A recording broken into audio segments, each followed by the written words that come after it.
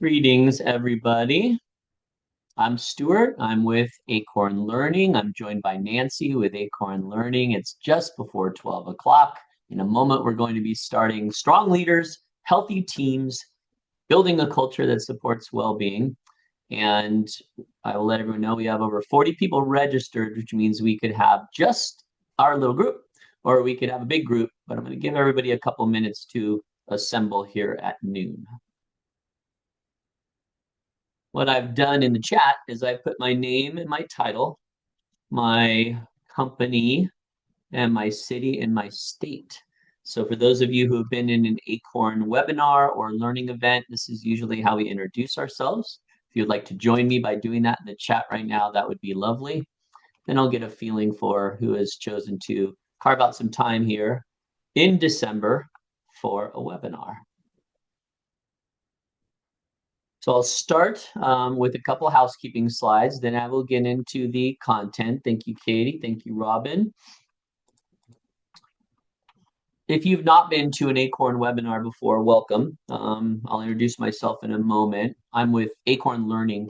So we are a evaluation and consulting and professional development company that helps Head Start programs all around the country.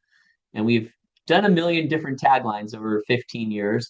One of them is where Head Start goes to sustain positive change. And our website is there at acornlearning.com. Nancy will drop that in the chat. I will be your host today for 1 hour of what I hope to be interesting and compelling and applicable content to your agencies with a little history mixed in.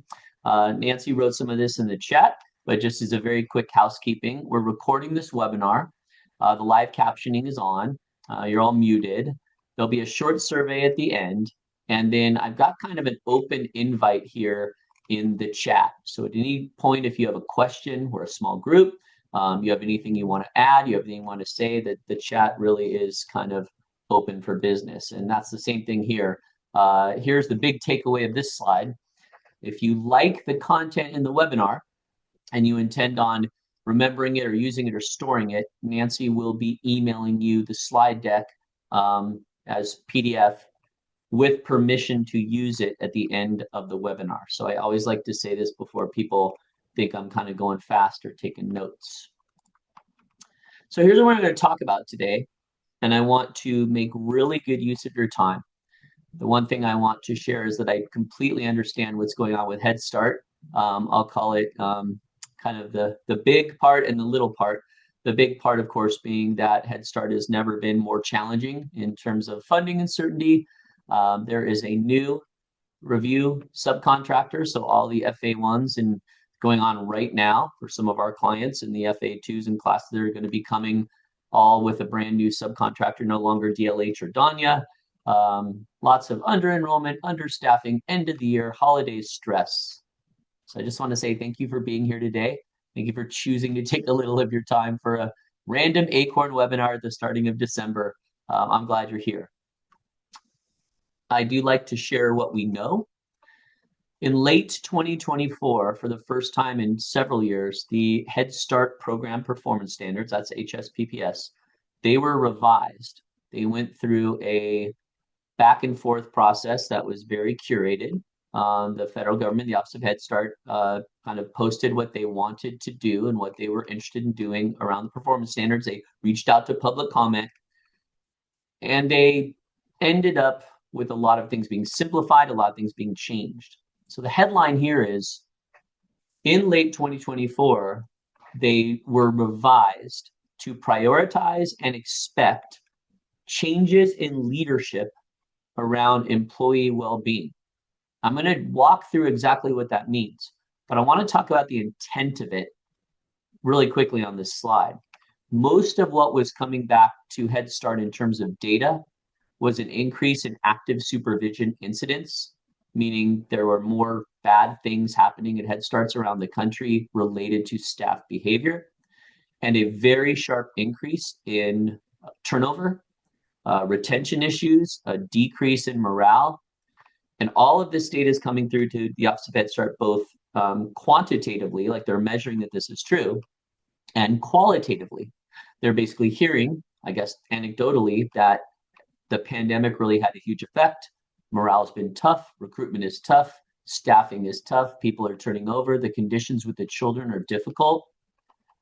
And the decision was being made. We have to hold them accountable to prioritize this and manage it better.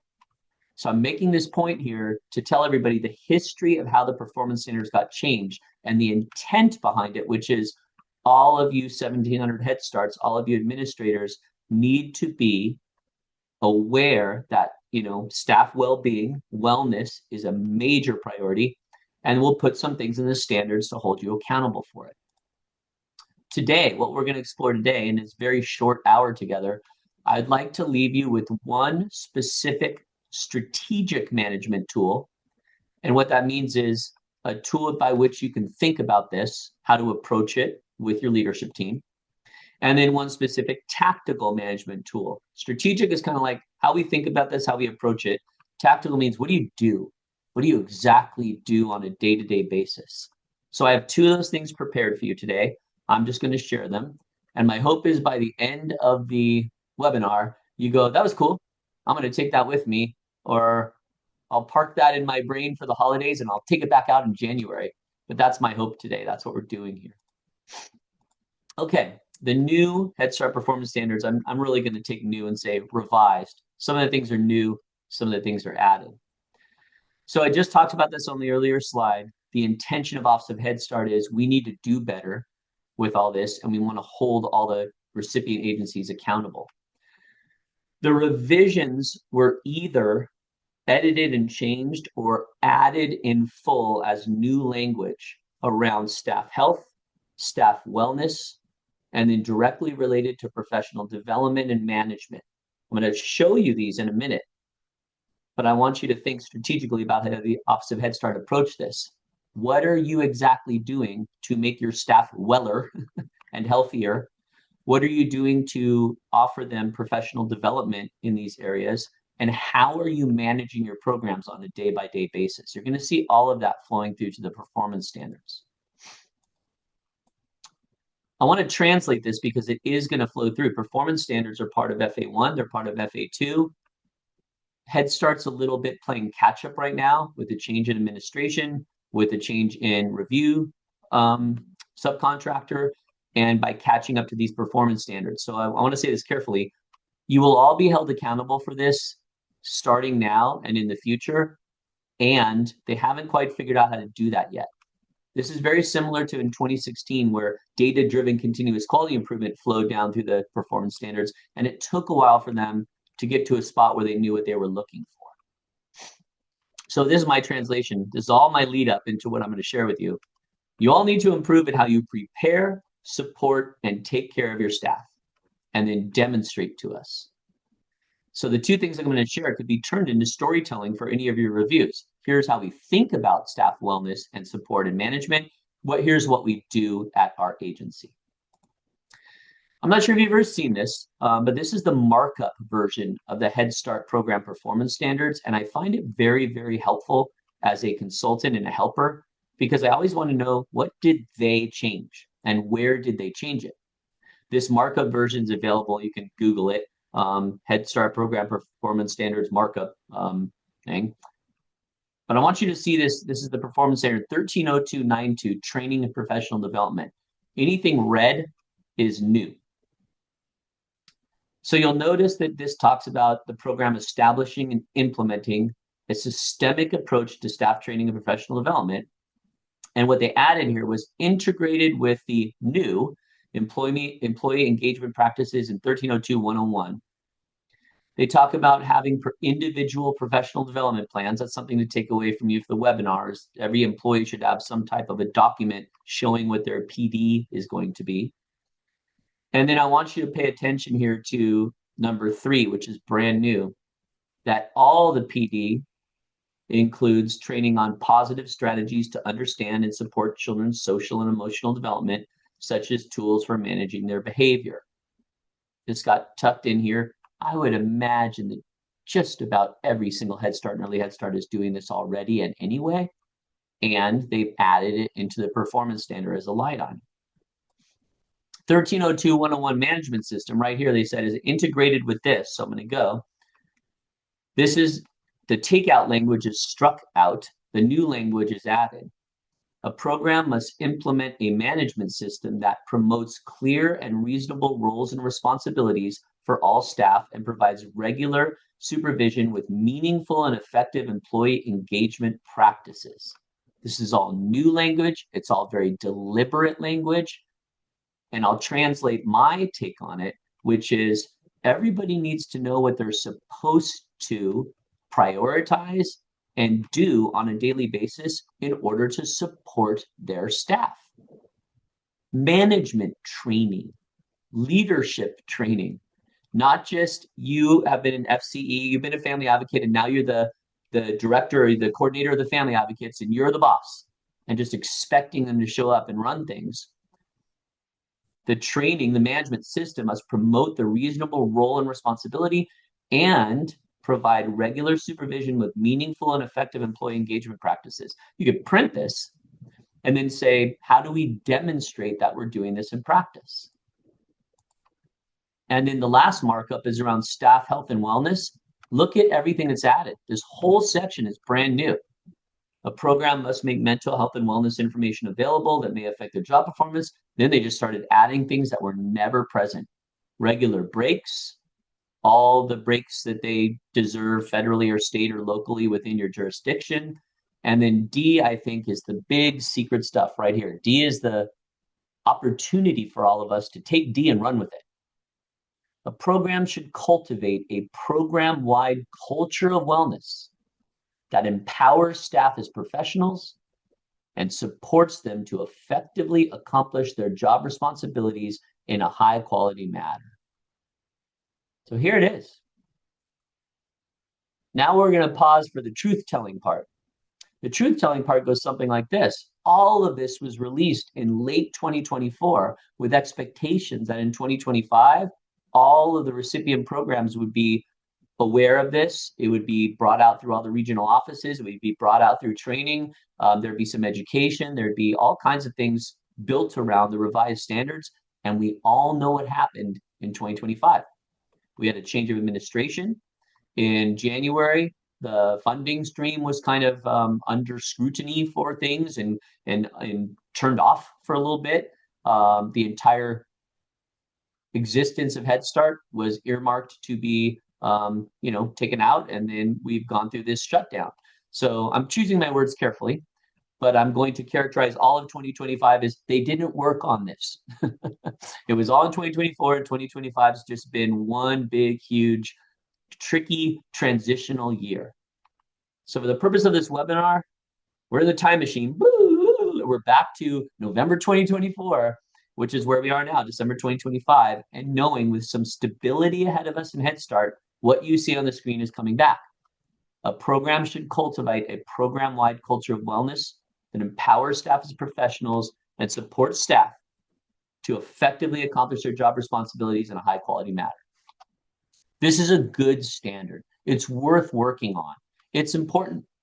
And I believe that as a recipient agency, all of you here go, hey, we want to take this standard and put it on slide 1. And then we want to talk about what we do at our agency on slides 2, 3, 4, and 5 to say, we're doing this. This is what we do. This is all the build up into what I brought to share today. You all need to improve at how you prepare, support, and take care of your staff and demonstrate to us professional development that promotes clear and reasonable roles for all staff with regular supervision and meaningful and effective practices, a program-wide culture of wellness. This slide, this is the key slide. If you leave the webinar and you want to bring something to a supervisor, a boss, you are the boss, you want to take this and pass it down to your leadership team, this is it. This is the one slide, slide 13, that says this is what the revised program performance standards are expecting us to do.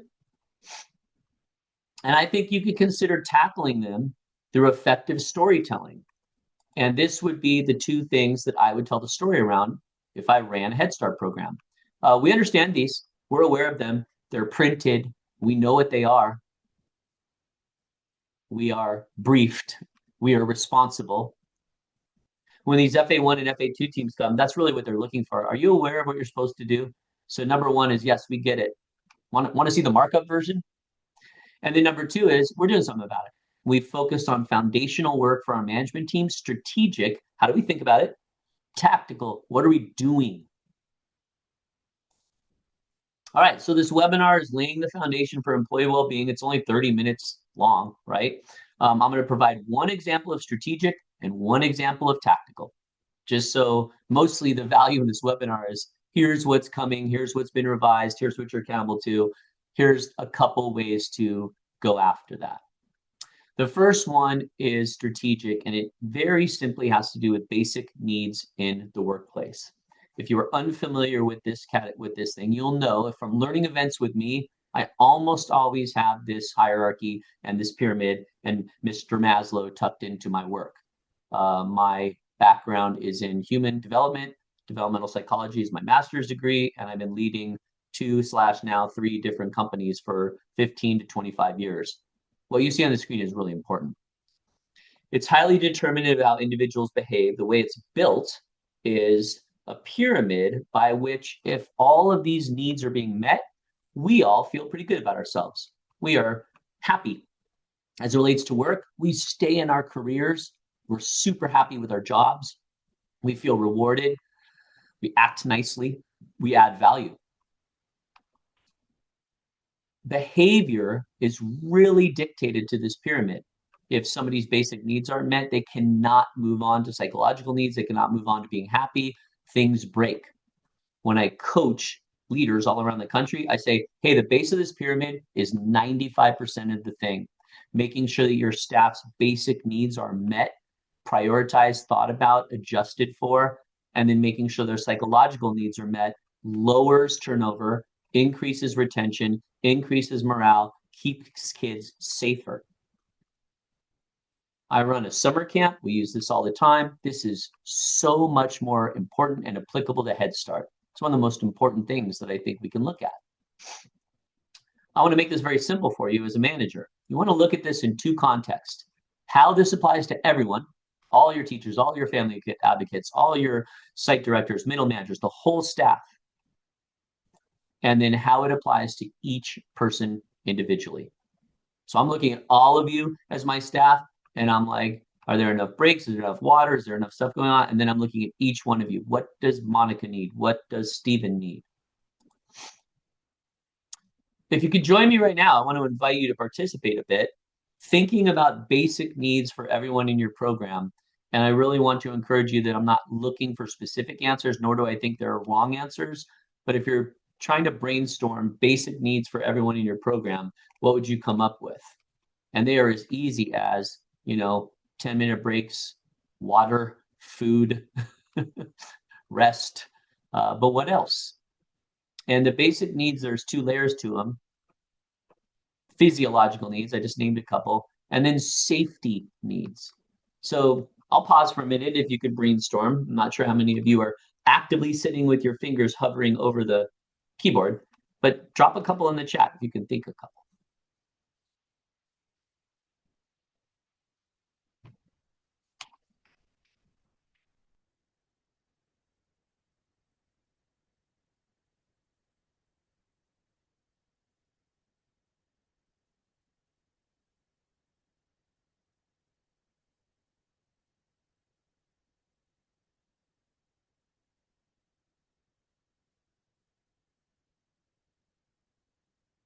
One of the things I see in the chat right away was for security, safety, the ability to share concerns with supervisors. And I wrote mine alongside that one, someone who checks in on them, an actively engaged supervisor. I see livable wage. That is incredibly important. And I think that fits right under security and safety very nicely. We see personal time, breaks, lunch, walk, exercise. One of the things I just noticed is, not sure if this is what you're looking for, but to be heard. That 100% belongs in kind of, I'll call it the bridge between basic needs and psychological needs. I would characterize it as a basic need. It has to do with your feeling of security and safety emotionally in an agency. It also has to do with your sense of belongingness. This is going great. I'd like you to take a little tour up and down the chat. The first thing I know is that all of you are supervising and working with actual humans because this is a very experienced and realistic chat. And it also has to do with what they absolutely need. Of course, now the tag on question is, how are you doing at this? But we're going to come back to that in a minute. So basic needs and psychological needs for individuals is a different construct. What I would encourage you to do is you're thinking, do all the staff have breaks? Do all the staff have time? Do all the staff have a supervisor who checks in with them? Is that on the schedule? Then there's the individual construct of what does Audrey need? What does Brandy specifically need? And this is how I approach this managerially. It was taught to me years ago, and I really like this a lot. It goes something like this. I'm going to think just about Nancy, who's on my staff. And the way that I approach it instead of what does she need is I'll do it from this perspective. What is Nancy missing compared to everybody else? And then the second part of this is, would that make a difference with this person? Let me give you a good example. What is Nancy missing compared to everyone else? A friend at work. Everybody else seems to have someone they hang out with. This isn't real Nancy because, you know, I'm just using this example. But it'd be a friend at work. She has no one to go hang out with. She has no one to eat lunch with. And we might have this tag along narrative of she's fine. She doesn't want to. She likes eating by herself. But I go, you know, everyone else kind of has their people at work and Nancy doesn't. I wonder if that would make a difference. Would a friend make a difference to that person? Would a lunch buddy make a difference to that person? What is Jeannie missing compared to everyone else? It takes her an hour to get to work every day and an hour home. I wonder if there's any way to shorten that, to adjust it, to give her some more flexibility around the schedule, around traffic, around anything. I wonder if that would make a difference. She's the longest commute of anybody. So I really like looking at this to go, what's missing compared to everybody else who's doing better? That extra aid in the classroom. What's missing compared to everyone else? Robin doesn't have someone that she feels comfortable asking how to do everything in Child Plus. Everybody else has like their person they can ask, but she's like, I'll figure it out on my own. She doesn't feel comfortable to have the person to ask. So from a webinar perspective, I always like to say one of the ways we approach everybody is to say, what do they need? And instead of just making it up, we go, what's missing? What might be the missing? This is great for all the teaching staff, all the family of kids who share a role to look and go, one of these kids is not like the others. One of these kids is doing their own thing. I always carry these with me. If you remember what it is, you've seen me present before. This is the digital pet, the Tamagotchi, has all the buttons on it. And when you carry this little pet around in like elementary school, and you needed to feed him and you needed to love him and you needed to put him to sleep. And if you didn't do all those three things, then it would like chirp at you and get in trouble and then it would die. Jeannie has an excellent thing in the chat. Can you give this question to each person, let them answer and submit to the supervisor? 100% you can. I'm actually going to get to a slide of, so what do we do and how do we actually operationalize this? And you are one step ahead going, ooh, I'm thinking of a way to do this. If we are held accountable through the Head Start performance standards to prioritizing wellness, then we should have a prioritizing wellness framework. I think you can use this pyramid internally and then for storytelling. This is how we conceptualize staff wellness at our agency. We use Maslow and look exactly what Jeannie just wrote. It could be an excellent self-assessment exercise. You could create a survey or questionnaire. It could be for your whole agency. It could be site by site, classroom by classroom. It could be by individual. It could be by team, the home visitors. So however you wanted to build it, you could basically set up a series of questions. How do you feel about breaks? How do you feel about this? Do you have someone to check in with? It's almost like a wellness questionnaire. And by the way, this is an excellent thing to put into Claude, Gemini, ChatGPT, customize the Head Start. They would give you like a jump start on it. So one is go gather information. That's where in the chat we had that idea. And then doing a management team exercise, rating your current practices and identifying potential areas for improvements. Wage, breaks, the setup of your system with how your day-to-day schedule goes. By the way, teachers get really granular around playground, expectations, aids, transitions, just the flow of the day. So I think you can go ask, and then I think you can have it done by proxy and have your management team all rate in on how this works. So remember that this webinar is only 30 minutes of content. The example of strategic management, this Maslow hierarchy of needs. Again, I'm doing this very quickly. We could do a 3-hour workshop on operationalizing this, but I wanted to make you aware of the idea of you need a framework or tool to say, how do we think about staff wellness? And then where are we going out and seeing how we're doing? I'll read this hint. Keep doing strong things strongly. People get demoralized when they feel like good things stopped happening. I'm sharing this with you as like a pro level hint. One of my survey questions is, what used to happen around here that doesn't happen anymore that you're sad about or that you would want to bring back or you're wondering about? I did that kind of clumsily, but it's like, what went away that used to be good? I will tell you, I'll share with you very honestly that just about every Head Start program has something like this. Just about every organization has something like this. Something they used to have that they no longer have. I will also tell you a personal story that as the owner of my business, I will have In-N-Out. We're in California. I'll have the In-N-Out truck come and everybody gets In-N-Out burgers and they're all so happy. And then the next year, unless I like match or improve on In-N-Out, everybody's bummed. Like, how come the In-N-Out truck? Now you're so cheap. How come we only had that the one time? I'm like, ah. So don't conflate In-N-Out truck with what I'm talking about here, strong and strongly. That's kind of like a people kind of kvetching or complaining about the fact they don't get in anymore. This is a larger category. Lori used to come and check in on me every afternoon, and then she kind of stopped doing that. We used to have this one meeting where we all got to say what was tricky, and then when Monica left, we don't do that anymore. Oftentimes, if there's a leadership changeover, or honestly, a manager or coordinator just kind of stops doing something that they did, you usually have somebody bummed about it.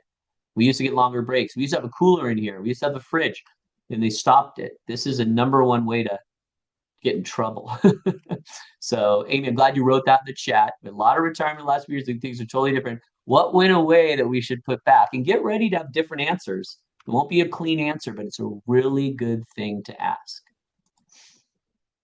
Okay, so we're at my time, the bottom of the hour. We've kind of gone through what's going on in the performance standards, the strategic, really quick hit and run on the Maslow hierarchy of needs.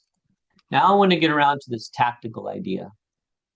MBWA, management by walking around. It's got a little kind of cute thing to it. A lot of leadership coaches and management consultants have pitched this. And somebody coined this term, MBWA, management by walking around. And it turns out that people really, really like it when their managers are present, accessible, and consistent in their day-to-day practices. That's what people like. Now at Acorn, we like to ground everything in data before I'm just going to go talk at you. So we've got a fair amount of data we've collected from staff surveys over many, many years of asking your staff to agree or disagree with questions. So think about every single one of your teachers, every single one of your family advocates, your home visitors, your health team, and we say chocolate ice cream is delicious, and they can strongly agree or disagree or strongly disagree. And we'll say, my manager is supportive to me. I have enough time to do my job. The wages here are fair. And then they agree or they disagree. Every time we run this survey, it's got about 45 things on it. Some of this stuff pops to the surface, and I always raise my eyebrow and go, wow, every time we run this, it comes out like this. So I'm going to show you the every time we run it, it comes out like this. And here it is. I'm satisfied with how often senior management visits my program and meets with staff. I'm satisfied with how often senior management visits my program, meets with staff. You can pick a bone with me about senior management, but how often does the boss come over and know what's really going on here? Every time we run this thing, we get this large chunk of disagrees. And it always sparks a big conversation, both ways. So I do want to unpack this just a touch and say, this is what everybody says. I promise you, every single agency. And then when we put this in front of the leadership team, they go, I have a lot to say about this. Every time I go down there, it feels like they think they're in trouble or being inspected, or it's very awkward for me because I don't really know what to do outside of walk around and smile. It's weird. I don't have time. I'm in the office. All of our centers are spread out everywhere. I can't be in my car driving 2 hours across rural Utah or making all this time to go out to everybody. They don't really want me there. Um, I have other stuff I have to do that's more important that's in my role. So I hear all of that. Then I ask all the teachers and everybody, why'd you put it? And they go, we like it when they come. It feels supportive. They usually come and help. They can see things going on, and then usually things get fixed faster. It feels like they care about us. It feels like they treat us like um, valued team members instead of just employees. It cuts through a little of it. You have to turn everything in on time. Notice in the chat, we just got that added in for us. I heard this more this year. They liked when I came to the center, and they liked what they saw I did. I'm the director. When the manager's not in the classroom, this is when I'm mostly here for a complaint. So this is so true. So I just read that right out of the chat. Before I go into the tool, I'm going to preface you that I don't run a Head Start program, and I know it's tricky, and I know it's impossible, and I know it's hard and weird. And I'm going to share it with you because the data shows us this every single time. So there's 5 core principles to management by walking around. And these slides will be valuable for you later. This would be my sales pitch for management by walking around. Core principle number 1, informal interaction is great. This is the problem with remote work now. There's no water cooler. You walk through centers frequently. You walk through centers consistently. That could be once a month could be your frequent and consistent for you. And notice what just dropped in the chat. They love it when it just feels like conversation. Exactly that, Amy. Spontaneous, casual conversations with their teachers and other staff. This helps in understanding everything going on firsthand. If you've ever heard the old adage, I learned everything I needed to know by standing at the water cooler, that's what number 1 is. You get the lay of the land by just being there. And then number 2, to expand on just being there, literally your human body being there signals so many things. This is a priority to me here. I'm here. I'm committed to being here, boots on the ground. I'm physically open for business, talking, chatting, feedback. And notice what it says. This helps to break down barriers, and it helps support a culture of inclusion, openness, and transparency. I've interviewed probably, and I'm not exaggerating on this, 2,000 high school and college students over the last 30 years to work in my summer camp program. So that's a big sample size. And one of my favorite interview questions is to say, tell me about your teacher, coach, pastor, rabbi, mentor, person in your life who's your scout leader, whoever your older adult person that you look up to, that you think the highest of, the most important adult so far in your life. The answer is always the same. It was Miss Johnson. It was Mr. Whatever. Why? Because he really cared about me. She always had students come after class. He remembered things about me. It was always a personal answer of that they prioritized informal interaction and they were present. Every single time, 2,000 answers are the same. I've been teaching that for a long time. That's what people value the most. And I'm wondering if you're thinking about someone right now going, yeah, that matches my person. They cared about me. They knew about me. They prioritized me, and they were around. I could access them. They just screamed accessibility. Didn't feel like they were too busy. My number 1 Achilles heel as Stuart is, you're always so busy, you're too busy. And I'm like, oh God, it just kills me because I know I'm putting that out there and I don't want to be that. Real-time problem solving. Direct interaction allows you to identify problems early and address them quickly. Everyone's more likely to share concerns when they see you are actively engaged and responsive. So I will go back a slide. If you're walking around just chatting, you're always there. I will put always in quotes. And then if something bad happens, you can nip it in the bud immediately. I will call that parent. I will take that kid. I will follow up on that broken resource center. I will get that light fixed. It's remarkable. Notice what just dropped in the chat also. I've even heard our staff say they enjoy the Friday visits because it's casual dress and the managers don't look as professional. They're in jeans too. They're in t-shirts too. I really like that you shared that. Number 4 of the 5 core principles of management walk around, regular and formal interactions help build stronger relationships and trust between you and your staff. This improves morale as everyone feels valued and heard. The way that I learned this and the way that I try to build it into the cultures we're creating in different companies in which I'm involved is capacity building. Each one of those little water cooler conversations, each time you show up, each time that you put a little deposit in remembering somebody, their kids, their stuff in their lives, it builds up trust that then you can spend later. So if the In-N-Out truck doesn't come and they're all mad at you, instead of thinking you're a horrible person, they might slide up to you and go, hey, I just want to let you know, like a lot of people are kind of complaining about the In-N-Out, and we're just wondering, like, why didn't we have it again? And I'm like, thanks for asking. Frankly, I didn't even remember. Or I'll say they couldn't come this day, or I thought it'd be kind of cool to mix it up with the Hawaiian barbecue truck. That just seems cheap. I'm like, I'm glad you're telling me. I honestly, this is not really high up in my thing, but at least the person's talking to me instead of throwing me under the bus. I'm spending some of that capacity I built up. He's not such a bad guy. We should just ask him. Yeah, please. If you don't ask me, I don't know. So I know I'm doing well, and my staff come and go, I really need to talk to you, which really means I trust you and I'm counting on you to handle this conversation well. So I put a lot of time into the relationship to get to that point. I hope. I also have a lot of stories of doing this so badly that by the time people come to me, I've already lost. They're like, we know that you didn't prioritize this, we know you don't care, and we know you had bad intentions. And I'm like, ugh, whew, I am behind the 8 ball here. I did not do a lot of relationship building. And then finally, this is my big sales pitch to the senior manager. You want your leadership team and coordinators out in the field as much as possible, because then you really know what's going on. You can gather a wealth of information about the day-to-day operations culture, employee sentiments by observing and listening.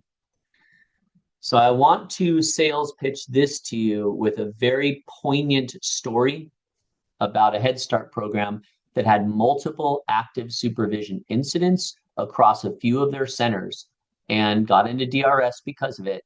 The executive director said to the leadership team, you are now dropping everything for which you're responsible, and you are each going to go to all these different centers and set up a 2-week residency where you will live at the center. You'll go to the center every single day. I had the blessing, really, of being present while all of those managers came back after the 2 weeks to debrief. And it was one of the most interesting experiences I've ever had in Head Start, ever. The first headline is they were rattled to a person. It is so much more intense than I ever thought. The difference between being there for the first day or 2 days and being there for the whole 2 weeks was striking to me. I had no idea it was so hard. I had no idea it was so stressful. Number 2, by the time they were all debriefing, the management and the culture between the different sites was wildly different, depending on the manager. And the stress of getting everything done to turn in all the assessments, all the paperwork, all the strengths and needs things, all the FPAs, all the heights, weights was eating everybody alive. The good news is as they started sharing, very quickly, they started seeing the themes, prioritizing the most important things that were kind of lit on fire, and really coming up with some very quick triage solutions. Let's take care of these really important things, the fires of these agencies, and let's start making some changes to how we do basic needs, psychological needs, support, check-ins, systems, everything. It was an excellent use of time. That residency thing just changed their entire agencies. 2 weeks, every single hour and day assignment at the agency. So I tell that story because it was born from crisis. Never waste a crisis, ever. And it came out to where, by force, changing the culture, they took this management boy walking around and they made it a thing from that point forward, because they never wanted to have that disconnect A, exist again, and B, all be built around, we're so busy in the office doing all the compliance, compliance, compliance. I'm like, that's true. You have to get out there and do these things. I make a slide that says strategies for making this work. All I'm going to say is on paper. I want to just one more time tell everybody it's super hard to run a Head Start. So don't think that I'm saying just do this and everything will be great. And time blocking is really important. When do I management by walking around? Every Friday, can I make those visits in jeans? Twice a week, can I do that? How is our management team going to share the responsibility of doing this so that there's always someone present, walking around, checking in, building capacity? I keep literally at camp, I keep a checklist. There's 24 groups, right? 24 groups of 12 kids. I keep a checklist with a little dot by the names of those groups and counselors because I don't want to miss anybody. I went to Robin's group, I went to Katie's group, I went to Jeannie's group, and I look at my thing. I'm like, man, it is Thursday and I have not made it to Brandy's group. The last thing I want is Brandy to go. He literally doesn't care about me. I've never even seen that guy. I don't get to go, there's 24 of you and I only have so many hours in the week. I'm like, I better make it to you before the end of the week and say something like, I'm so glad that I got over here. I've been wanting to get here all week, working at 20 other groups, and it takes forever. I'm going to say that. But having a checklist is vitally important. In Acorn's learning events, if you've been in one of our credentials, I take the content from it that you've been working on in class and I put it onto the PowerPoint slide and go, look what Monica wrote, look what Tina wrote. If I'm always doing the same person, that's not super great. So Nancy's made me this checklist, and I have little X's that I put by people's names when I have pulled their stuff from Canvas. So if I look and I have never pulled something from Angela, I'm like, oh, I'm going to see what she wrote and see if I can use that. So I'm letting you know that this is an actual managerial practice that can really, really help you.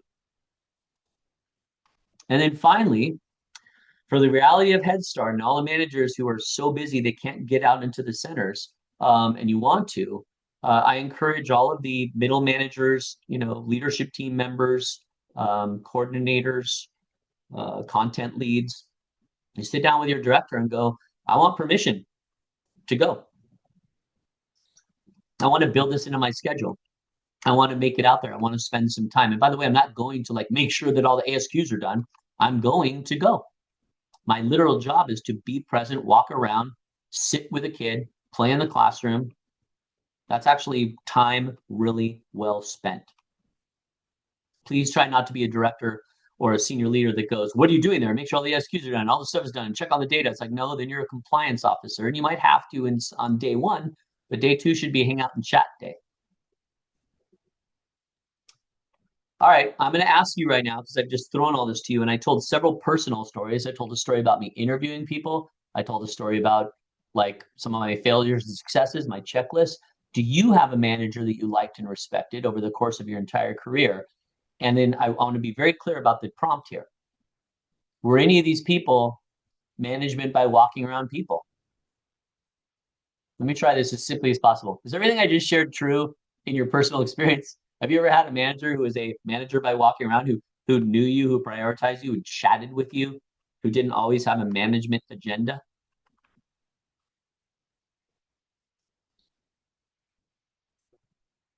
I'll give you a minute to respond in the chat.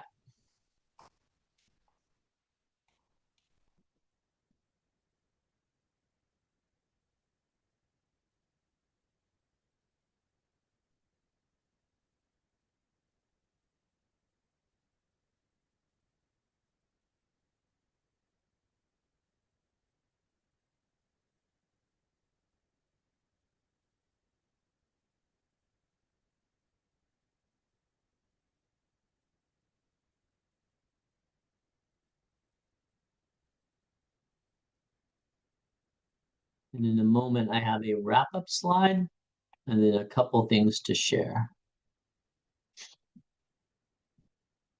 Right, first thing that made its way into the chat, the managers that I liked were visible. I felt they cared about me. They really worked to increase my skills, were approachable, and had open communication. And then the second comment very much was, I mentioned this earlier, when the manager is present, staff are feeling safer, communication is huge. And then very specifically, Robin says a hospital CEO who made a point, and notice that language, made a point of walking around, visiting each department. You can tell that person had a checklist, I guarantee you, and then building relationships with the staff. Katie says the best site supervisor I ever had while I was teaching was in our classroom every single day, at least for a little while. Look at that language.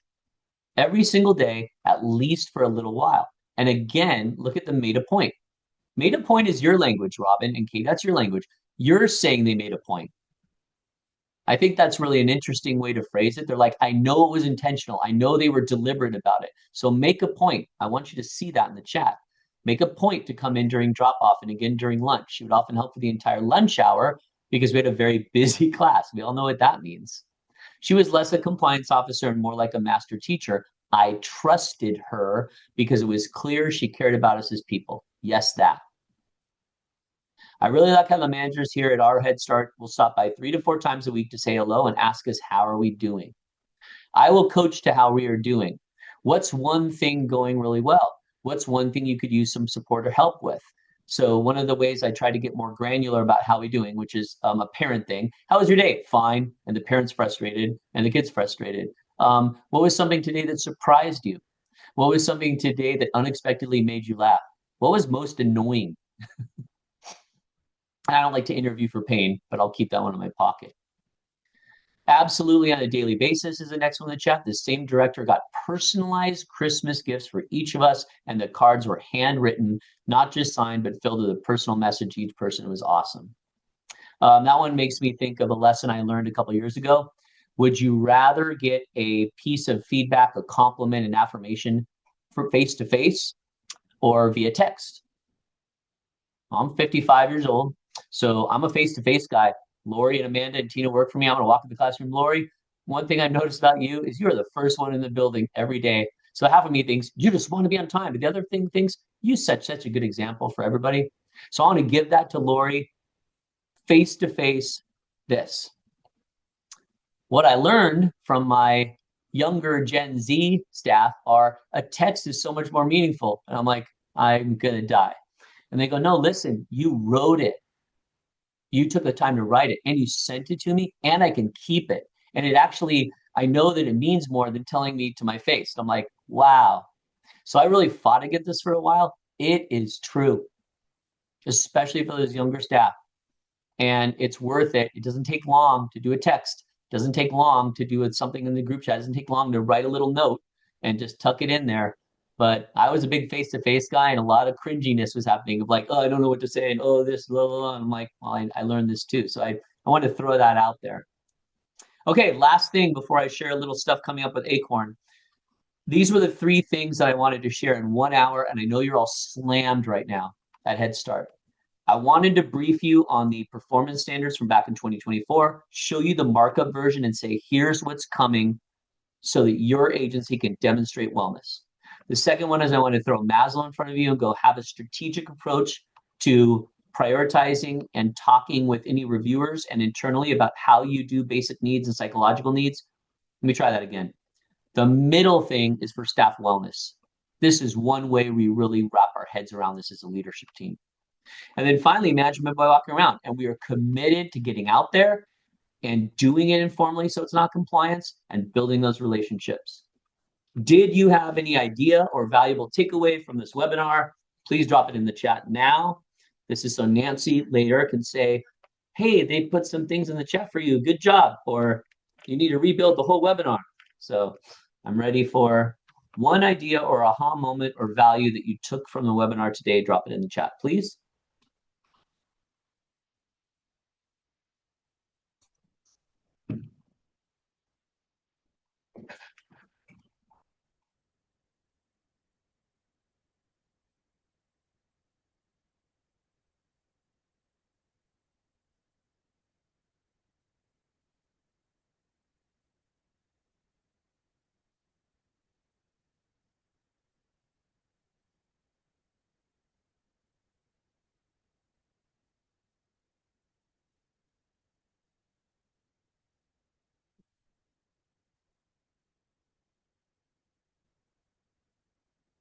The first answer keep doing strong things. I will say, ask if there's any things that were strong that went away. I would tag that on there so that you can then bring back strong things. The next one, block off time to do MBWA. There is time for this type of style. I see that chat in there, Monica. Thank you for saying it. There is time for this type of management style. A, that has to be true. And B, it is true. I really like the language Amanda's brought. I need to stay on target with goals of being present. It's easy to get overloaded and stop. That's honestly the whole reason that this webinar exists right now. Well, can you take a breath? What might you go, God, I want to do that more. That's it. We're here for an hour and you're all busy. Maybe there's just one little piece of today going, hey, we should work on the wellness thing. We should have a Maslow conversation. I probably need to just go on Thursday afternoon and get in my car and go out and do those things. The piece about the survey results and sharing that every time you run it, it comes out that way, that's powerful and expected. Amy, it's true. Feel free to run it. You will find that out. One last story related to that is I have a lot of young managers at the summer camp who are like 22 and 23. They always say, I don't want to bother. They have 6 counselors each. I don't want to bother the counselors by being with their group. I don't want them to feel like they're being watched. I don't want them to feel like they're being like judged or inspected. They're doing anything wrong.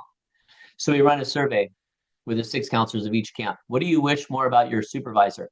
That he was with my group more, that she spent more time with my group. I always show it to them. This is after 2 weeks, and they go, oh my God, I didn't know they felt that way. And I'm like, I told you in June. But they have to see the data and see the people say, please be with my group, and then everything goes great from there. But this happens every single summer. I hope that story was valuable to you. Monica, I like that you put review the changes of the performance standard in 2024. Yes. I'm going to say this super bluntly. I think everybody forgot about them. And I mean everybody. Office of Head Start, reviewers, you guys. It was such intentional work. And then 2025 just blew us all away. So I think we need to get it back out again and say we are supposed to be strategically and tactically attacking staff wellness and being weller everywhere. Okay. Some very quick things happening at Acorn. I got a couple minutes of your time left. I just want to make you aware of these and then wish you on your way and say happy holidays and happy December. We have a YouTube channel that my partner, Dr. Greg, has been busily loving on and working on. So Nancy and I could be like, yay, Dr. Greg. But he has just packed it with free videos. So you go to YouTube and it's at Acorn Learning, and there's a billion videos on there. And there are a lot of very valuable things that you can explore and look at that are free, that can be put in professional development packages, they can be used in a variety of different things. So we would invite you to go and either subscribe or just be aware that it's on there. But it's really cool. It's a really cool resource. Data Camp is one of our most popular things. It's 2 days, 3 hours a day for 6 total hours. It actually starts tomorrow, just in case that anybody here is interested in that. But we also have one on January 29 and 30. We are not doing the one on the 8th and 9th anymore, but you will catch that up later. It's a dated slide, and it's my fault, Nancy. But we have that coming up now, and it's a wonderful program. And then all of the cohorts of our kind of flagship learning events are starting again next year. The Manager Skills Certificate, let me tell you this about the Manager Skills Certificate. It's 5 workshops, 1 per month, starting in January. So what's really cool about it is you do it for a month, and then there's a month off and another one. Another one is designed to fit into everybody's schedule. And it's really neat things like creating a culture of motivation, communicating with confidence, running better meetings. They are tactical and strategic management things that have nothing to do with data. And it's an incredibly popular series of courses. Starts on the 14th.